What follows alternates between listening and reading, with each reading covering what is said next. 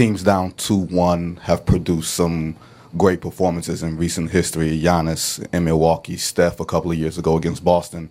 When it's 3:52 left, do you sense the game is in the balance? I can make sort of my stamp on this game here, not necessarily in history, but just do you sense the moment?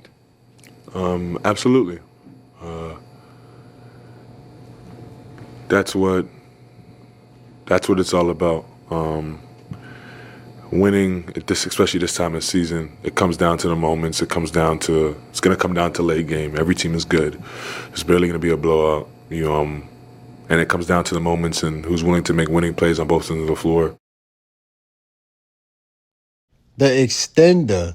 When I saw Scott Foster officiating the game, I already knew he was going to be on some bullshit.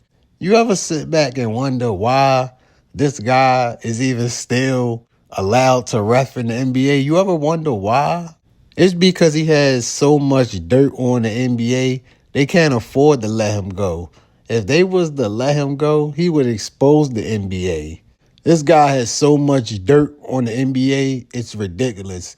And the fact that he was allowed to ref this game combined with the free throw merchant.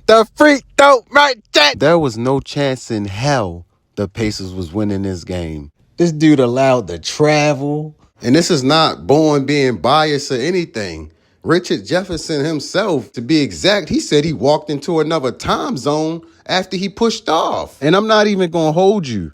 Shea mid-range is unstoppable. So if you give him that little space, it's a fucking wrap. Signed, sealed, shipped, and delivered if you give him a little inch on that mid-range jumper. But we're not even going to blame the ref, we're not even going to do that. It is what it is. You can't cry over spilt milk. Shea finished with 35 points. Jalen Williams finished with 27 points, but that's expected. The killer is Alex Caruso, 20 points. That's the killer right there. Come on, man. That's that guy. They gave up Josh Giddey for him. When you talk about trading a piece of the future for a win-now player, that's it right there, Alex Caruso. That's exactly why they got him to come through in games like this. And that's real shit. Tyrese Rick has been saying since the start of the series that it's an 18-day thing, and it's almost like he's been planting the seed that this is going to go for a while. How important is that mindset as it turns out now that it's going to go at least 6? Yeah. I think as a team, you just got to be ready to respond, Every game is different, you just got to be able to respond when your back's against the wall, and that's where we are right now. So obviously that's a frustrating loss, but as a group, I still have a lot of confidence in ourselves as a group.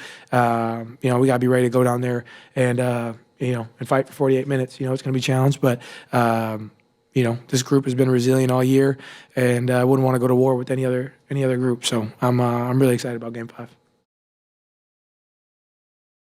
So they say, born where you been. A lot of people think the Pacers blew a chance to win the chip, but I disagree with that. Like we said, we talking about a team that hasn't lost back-to-back games since March 10th to be exact. 5-0 after a loss this postseason. And don't get me wrong, I know it's going to be tough to win in OKC again. I know it's going to be tough. We talking about Paycom Center. It's going to be live. Paycom Center. We know the whole shebang. We know the whole shibata. If you had to pick an MVP right now at this moment, we being real, I'd say Rick Carlisle has been the MVP of the finals. I know coaches, aren't qualified for finals MVP. But does Rick Carlisle not have a case for finals MVP if the Pacers win? Because there really hasn't been one consistent player in all 4 games.